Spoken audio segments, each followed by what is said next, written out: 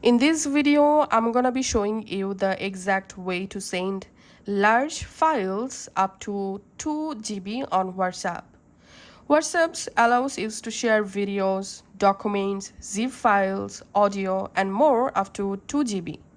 Supported on both Android and iPhone. Let's see how to send large files up to 2 GB as a document. Just go to your WhatsApp. From chat, you have to go to the chat or group where you want to send the large video.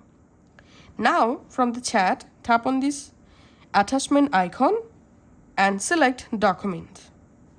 Now, I'm selecting here choose from gallery, and now go ahead and select the large video, which video file size is up to 2 GB or more than 2 GB.